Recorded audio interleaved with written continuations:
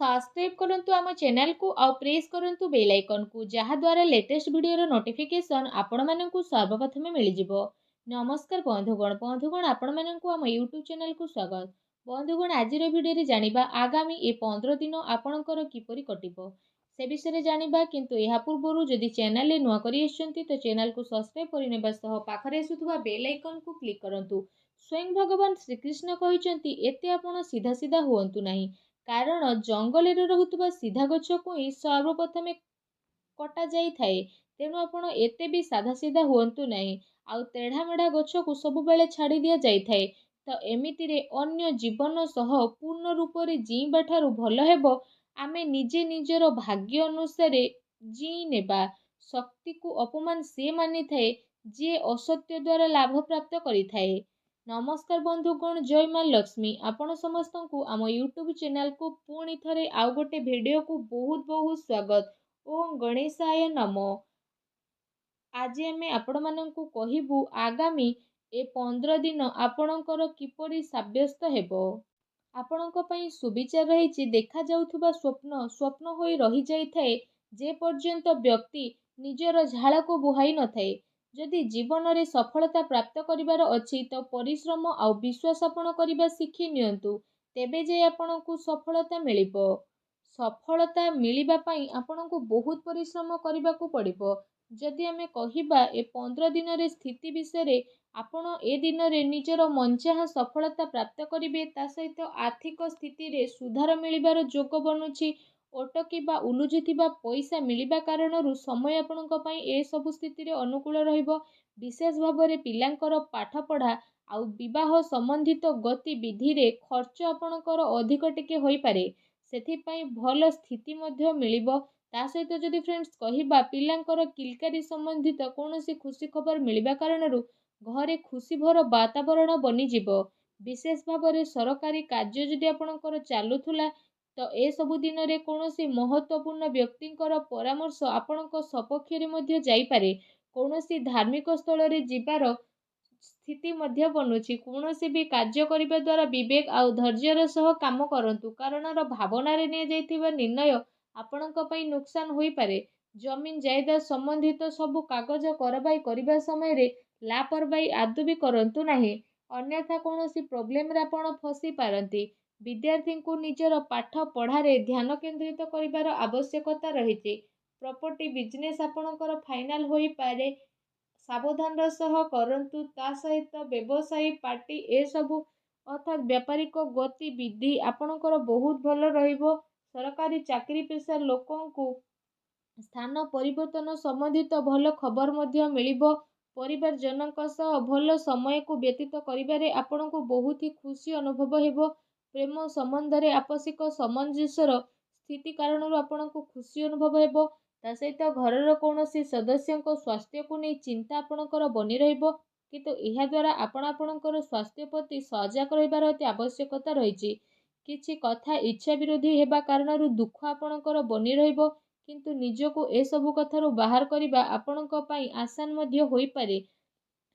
ए दिनर व्यवहार आपण भावनात्मक रूप रे न करी निजर काम करिबा पई आपण ट्राई करि नियंतु। जेते अधिक मानसिक चिंतारे आपण रहिबे सेते कार्य को आपण करि परिबे नाही। तेणु मन को शांत रखंतु।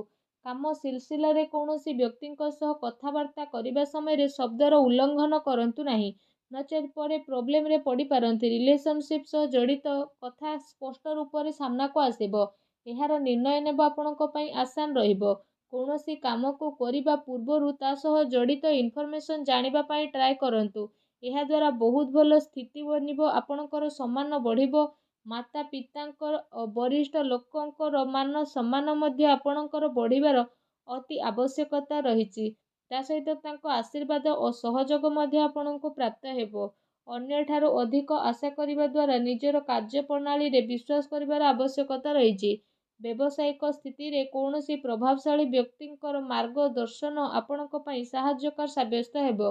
कहार परामर्श रे आपण आदौ भी फसंतु नाही। चाकरी पेशा व्यक्ति को बहुत भल भाବରେ निजर काम को करिवे।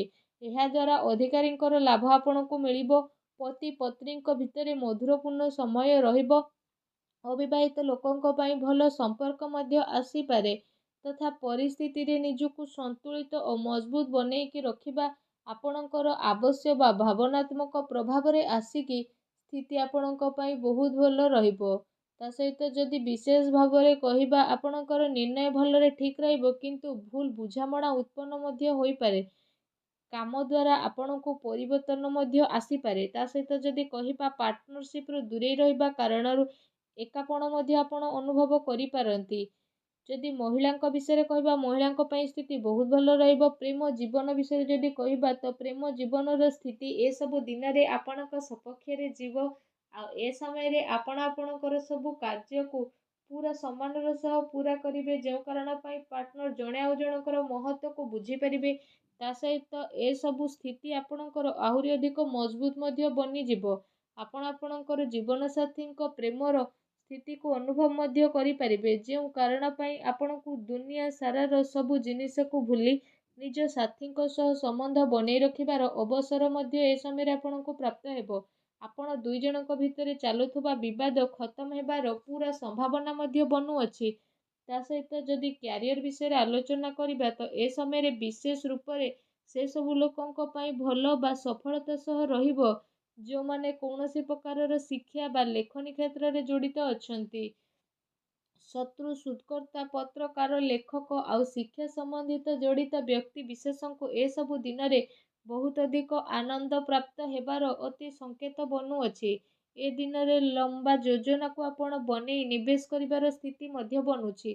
ତା ସହିତ ଏସବୁ ଦିନରେ ଆପଣ ସେ ସବୁ ପ୍ରୟାସର ଲାଭ ପାଇବେ ଯେଉଁ ସବୁକୁ ଆପଣ ପାଇବାକୁ ଟ୍ରାଏ କରୁଥିଲେ ଆଉ ବହୁତ ଅପେକ୍ଷାରେ ମଧ୍ୟ ଆପଣ ରହିଥିଲେ। ଯଦି ଶରୀର ବିଷୟରେ କହିବା, ତ ବିଶେଷ ଭାବରେ ଶରୀରରେ ଆପଣଙ୍କର ସୁଧାରତା ଆସିବ। ପୁରୁଣା ବେମାରୀରୁ ଆପଣଙ୍କୁ ଛୁଟକାରା ଅନୁଭବ ହେବ, କିନ୍ତୁ ମଝିରେ ମଝିରେ ଆପଣଙ୍କୁ ଟିକେ ଟିକେ ପ୍ରୋବ୍ଲେମ୍ ଆସିପାରେ। ବା ସାବଧାନ ରୁହନ୍ତୁ। ଖାଦ୍ୟପେୟ ଉପରେ ବିଶେଷ ଭାବରେ ଯତ୍ନ ରଖନ୍ତୁ।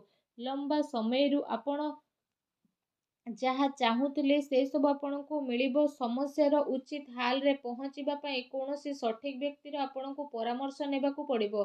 ତେବେ ଯାଇ ପ୍ରତିଦିନର ସମସ୍ୟାରୁ ଆପଣଙ୍କୁ ଛୁଟକାରା ମିଳିବ। ଏମିତିରେ କୌଣସି ମେଡ଼ିସିନ ଡକ୍ଟରଙ୍କ ବିନା ପରାମର୍ଶରେ ନେଲେ ଆପଣଙ୍କୁ ପରେ ପ୍ରୋବ୍ଲେମ୍ ଫେସ୍ ହୋଇପାରେ। ଭାଗ୍ୟର ପୁରା ସାଥ ଆଗାମୀ 15 ଦିନରେ ଆପଣଙ୍କୁ ତ ପ୍ରାପ୍ତ ହେବ, କିନ୍ତୁ ଯଦି ଉପାୟ ବିଷୟରେ କହିବା, ତ ଆଗାମୀ 15 ଦିନରେ ଭଗବାନ ଗଣେଶଙ୍କର ପୂଜା ଆରାଧନା କରନ୍ତୁ। ଘରୁ ଯେତେବେଳେ ବାହାରକୁ ଯାଉଛନ୍ତି ପକେଟରେ ଦୁବ ନେଇକି ଯାତ୍ରା ଆରମ୍ଭ କରନ୍ତୁ। ନିଜର କ୍ରୋଧ ଉପରେ ନିୟନ୍ତ୍ରଣ ରଖନ୍ତୁ। ତା ସହିତ ସବୁବେଳେ ସତ କହିବା ପାଇଁ ଟ୍ରାଏ କରନ୍ତୁ। ଦେଖିବେ ଜୀବନର ପ୍ରତିଟି କ୍ଷେତ୍ରରେ ଆପଣଙ୍କୁ ସଫଳତା ପ୍ରାପ୍ତ ହେବ। ତା ସହିତ ଆପଣ ପରିଶ୍ରମ କରିବାକୁ ଆଦୌ ବି ଭୁଲନ୍ତୁ ନାହିଁ। ଯେତିକି ପରିଶ୍ରମ ଏଇ ଆଗାମୀ 15 ଦିନରେ କରିବେ, ସେ ପରିଶ୍ରମର ଡବଲ ଫଳ ଆପଣଙ୍କୁ ପ୍ରାପ୍ତ ହେବ। ତେଣୁ ଏହା ରହିଲା କି ଆପଣ କେତିକି ପରିଶ୍ରମ କରୁଛନ୍ତି ଆଉ କେତିକି ଆପଣଙ୍କୁ ଫଳ ମିଳିବ। ଯେତିକି ପରିଶ୍ରମ କରିବେ ତାର 2 ଗୁଣ ଫଳ ଆପଣଙ୍କୁ ପ୍ରାପ୍ତ ହେବ। ତ ଆଶା କରୁଛି এই ଭିଡ଼ିଓଟି ଆପଣଙ୍କୁ ଭଲ ଲାଗିଥିବ। ଯଦି ଭିଡ଼ିଓଟି ଭଲ ଲାଗିଥାଏ ତ ଭିଡ଼ିଓଟିକୁ ଲାଇକ୍ଟେ କରନ୍ତୁ। ଆଉ ଯଦି ଆପଣ ଚ୍ୟାନେଲରେ ନୂଆ କରି ଆସିଛନ୍ତି ତ ଚ୍ୟାନେଲକୁ ସବସ୍କ୍ରାଇବ୍ କରିନେବା ସହ ପାଖରେ ଆସୁଥିବା ବେଲ୍ ଆଇକନକୁ ବି କ୍ଲିକ୍ କରନ୍ତୁ। ଧନ୍ୟବାଦ।